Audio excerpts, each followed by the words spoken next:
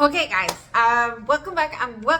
I'm Gabby Santana here, Mexican Cooking with Gabby. If you really want to learn how to do Mexican cooking, but the easy way, you are in the right place. And today I'm not sharing a recipe, but I'm sharing about my food storage. It's a topic that everybody's so interested, right? So I want to share the way I do my food storage because it's totally different than what you see out there. I've been doing my food storage like that for more than 15 years. So I want to show you. I'm going to leave either here or in the description below one of the videos that I did for my food storage about it. I had 4 weeks, but then the sound was horrible. So I decided not to post the other ones. But that week is a really good one, you can see. So I'm going to show you very quick how I do it. So this is going to be a quick video. Just so you know, I'm working really hard that Wednesdays and Saturdays I'll be posting a video.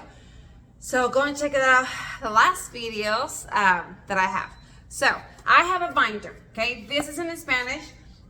We created one for you in English. And all these PDFs that I'm gonna share with you, I will leave the link in the description below where you can get my PDFs that you're gonna see how I do it. But you need a binder. I really like a binder because you can add as many recipes as you need. So this is very simple, very, very simple. What you're gonna see here in my binder is in Spanish, of course, but you're gonna do it in English. So this is what I do. I divide my binder in breakfast, lunches, dinners, desserts, menu, a calendar that I'm gonna show it to you, etc. I'm gonna show it. So here are my breakfasts. So what do I do? So my first one is very simple, cereal. And then I put, what do I need?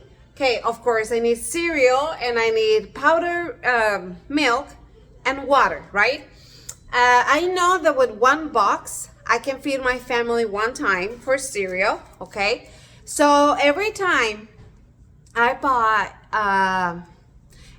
have an entire breakfast ready, I put a dot, a red dot, okay? Meaning I already have one breakfast ready to go. I have everything that I need. If you notice, these ones are kind of like crossed. That means that we use them. So I no longer have them, but then I have 4 more, right? Okay, then let me show you another one that you can see. So like, let's say toast bread. So I need bread, which I need my flour and all my ingredients that I have the recipe here for my bread. Then I have jelly, to spread. And then I have peanut butter and jelly. Oh, well, that's gonna be a peanut butter and jelly sandwich. So every time I have everything for this, I know how many do I have, right? And that's exactly what I do. So you have to think about what things your family likes to have for breakfast. Think that the things that you can have just in your pantry or wherever you put your food storage, you can have some in your freezer as well, if you like that. So I have different recipes here, all my breakfast, right?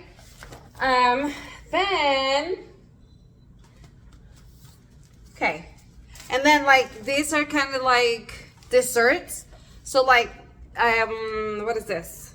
Brownies, I have a box of brownies. Chocolate chip cookies. I have everything to make it twice. Everything. And for this, I have a section here as well with substitutes. And so I have a lot of substitutes for eggs that I know they work pretty good, that I have done it before. And so I have it here somewhere. I'll show it to you later. But so I have all that stuff in there. And then I do the same, this way is better. Same thing with lunches. So I go to my lunches section and I do the same. So here I have, or dinners kind of, right? Entomatadas. Entomatadas, I'm gonna leave the link for that recipe, but I have a lot of recipes here that I share in my website. I'm on the work on translating on those recipes because I have a lot of recipes for my food stores that I share with people. So entomatadas is one of those. I just need a can of tomatoes. I need powder milk because I do my queso fresco. I have a video how you can do queso fresco, so let's do that. We need vinegar, we need masa harina to make the tortillas, which is so easy to do.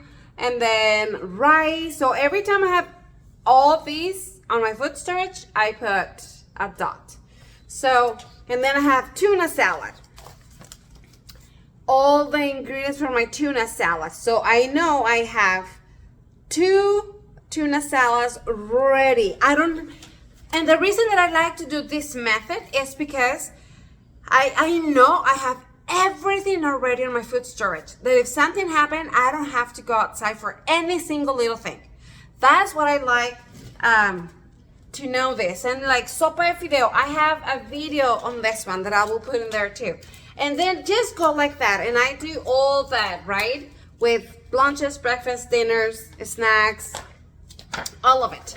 Here is my egg substitute. And I'm going to translate this for you because it really works. Like this is something that I try it and it works.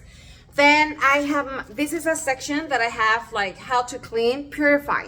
How to purify water, how I can make mayonnaise at home, and just kind of things like that. Now, this is the fun part. And if you see that video that I'm telling you, you're gonna see that I have these ones, that I will have the PDF for you. So what is this? Is helping me track how many weeks of entire food I have for my family.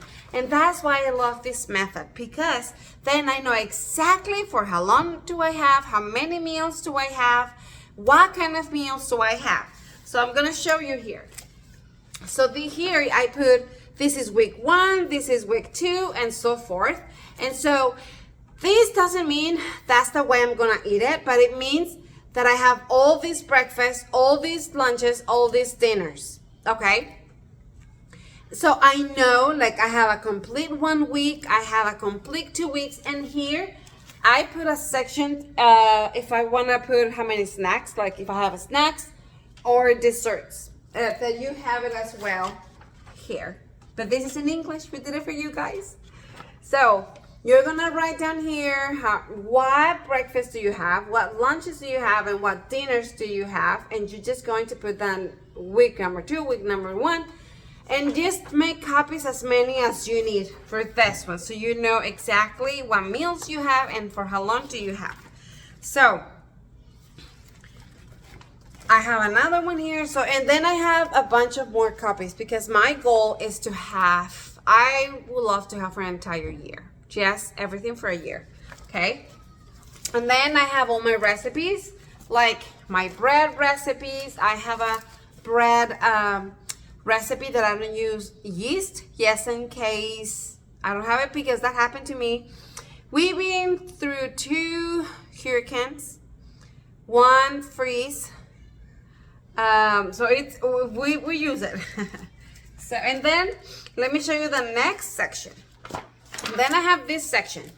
This section is for the things that they're not food related, but it's for how many shampoos and conditioner, toilet paper, all that stuff that we need for hygiene.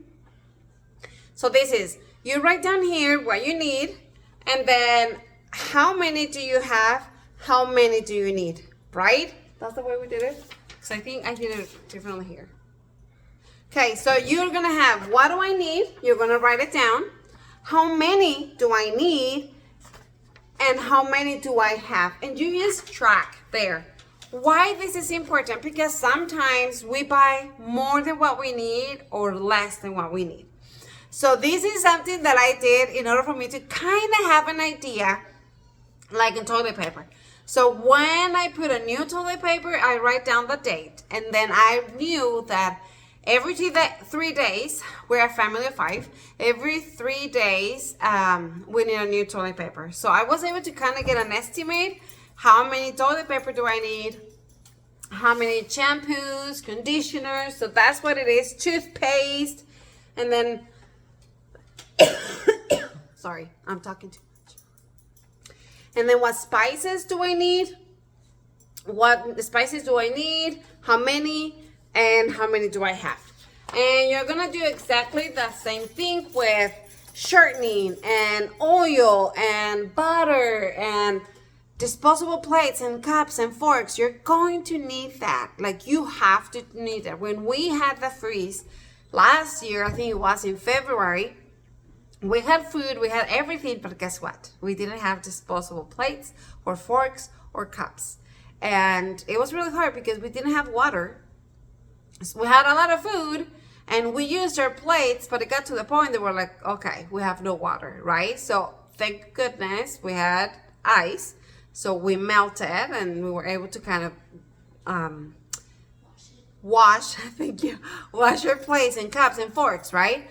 Then on the third day, my husband was able to go out to one of the gas stations and was able to buy plates and forks and cups and all that stuff. So now I do have a lot of that too, because you need it and I didn't think on that.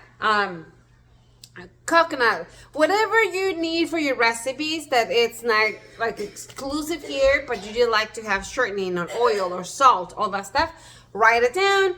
Estimate how many do you need and how many do you have already, because you need to know. And then I love, every time I go into the groceries, I love to see, okay, this time, so I always recommend that every time you go to the groceries, you need to have a budget, right? So we have our budget for meals, for all food related. We have a budget for all the maintenance that we need that is not food, and then we have a budget for a food storage. And then we have a little budget I call extras, meaning,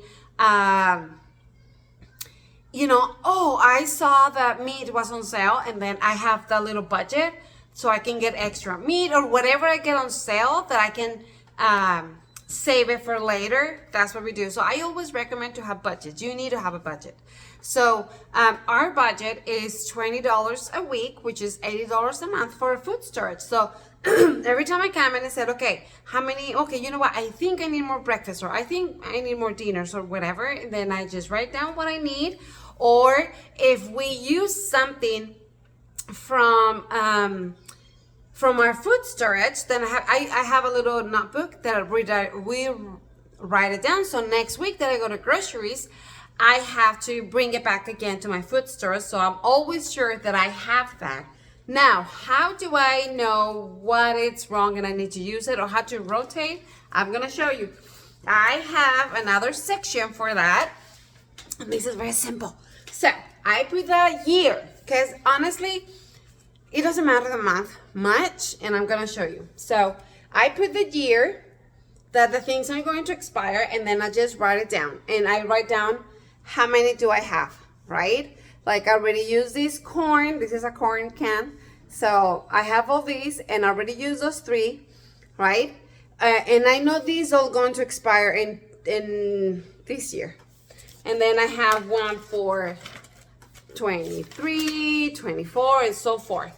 And I just write down what is going to expire. So I know the cans, we use it like 1 year after, so I don't even worry about that. But let's say flour, well, I buy those in number 10 cans, but cereal will only be good for 6 months after her due date or best by date, because then it's rancid, it tastes really bad. The same with pastas, the same with, what else? I had something in my mind, I totally forgot. But, you know, those kind of little things you have to kind of give in, like chips. I have chips at my food storage because of some of the recipes. And so I only go 6 months after the Best Buy, because after that it's going to be disgusting. And so this helped me to realize, oh, okay, what can I use now? And I bought new ones to replace this one that they're going to expire, so I can rotate it that way, right? And hold on. And then I have a lot of number 10 cans. So I belong to the Church of Jesus Christ of Latter-day Saints, and we have stores for food storage, and it's for everybody. You don't have to be a member to buy stuff. So I'm gonna look for that, and I'm gonna leave the link here in the description below. They have stores in a lot of states, but you can buy them online as well. And honestly, the price are way too cheap. Because they don't make profit of it. It's just helping people to get ready. And the taste and everything is really good. I'll show you later. I'm going to show you a little video about my food storage and what I have, just so you kind of have an idea. We have a little tiny space that we use it for that. So these are my number 10 cans, because I like to, because those expire. Like, I'm in Texas and it's very humid. And so even the cans, number 10 cans, they said you can have it up to 30 years. It's not true. We opened a can that it was 15 years old and it was very disgusting. So we give 10 years to the number 10 cans here in Texas because it's humid. But if you live in Utah, it's dry, you have basements, that's perfect. But we don't have basements either. So I like to write down number 10 cans that I have and how many, because I need to know. And then things that they don't have expiration date, like brown sugar, like sugars they don't. Shortening you can have for a very, very, very long time. So basically that's what it is. Something that I do as well. And let me show you, let's do it. But remember that I will have all these PDFs for you in the description below. Just a link that it will take you where my PDFs are if you want to use them. But honestly, and if you have any question, please text me. I would love to help you. I'm a big fan of food storage. I do a little different than those just because I like to know what I have and how many do I have. Because I remember the first time when I was like, oh, we have to have food storage. I started buying a lot of lot sale case, you know, when we were living in Utah and they did that. And I bought a lot of cans and wheat and this and that. And then I was like, now how can I use them? Because I don't know how to use them. What do? I realized that I didn't have any meal ready for whatever I had there. And so that's when me and a friend of mine, we were able to put this together. So you know what, let's think about things that we can do. And that's how we create to make meals and do it. I have a bunch of recipes. If you know Spanish, I will leave the link for that specific spot that I have all about related to food storage. It's in Spanish, but I promise I'm gonna work so hard for you guys to translate it. But I'm gonna show you, I think next week video, I'm showing you recipes that so good recipes. Corn dogs, and we're gonna do donuts using only one ingredient. And this is something that I have in my food storage for breakfast. And so, breakfast and lunch, it could be even a snack. So let me show you my little food storage. I already have 6 weeks of food storage. So let me show you. Okay, so I'm gonna show you my food storage. We had this closet that we were like, what do we do with it? Because basically it's nothing, but let me show you what we did. Okay, so this tiny room, right? So we did it, food storage here, we just barely can do it here. I have cat litter because I give a class how to have a portable bathroom. And then I have a box here that we use to make an oven with charcoal. Maybe you heard about it. It's phenomenal. And which is that one.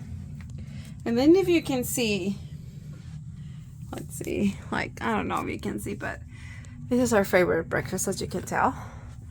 I'm not a big fan of giving my kids cereal for breakfast every day, but yes, for my food storage, I have a few snacks, a lot of chips and beans, ketchup, I mean, a bunch of things, a lot of salsas, of course. I have all here my baking stuff, vinegar because I have a lot of powder milk for my queso. If you can see here, of course, tortillas, aceite. This is what I'm talking about. Family home storage.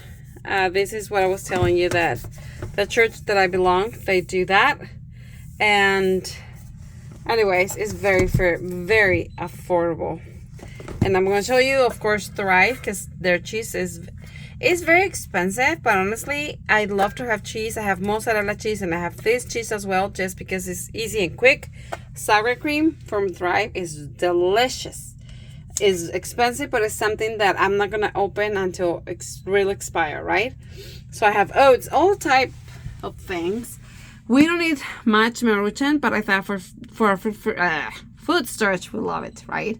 So, and then here on the back I have more rice, and then all my canned goods, and a lot of more cans, spaghetti, wheat, macaron, more cheese, just bunch of stuff for my food storage. So this is my little tiny food storage, if you can see it. So yeah, this is our little mini store that we love, because I think it's really important to be ready. It's tiny, we know that, but hey, we have something. And of course, by the time we move from this home, I'm hoping I can have a bigger room, because I don't know what I'm gonna do. And I still have a lot of cans of flour, and I have more powder milk. I just haven't put it in this room because, you know, lazy. This milk, we love it. So I have extras.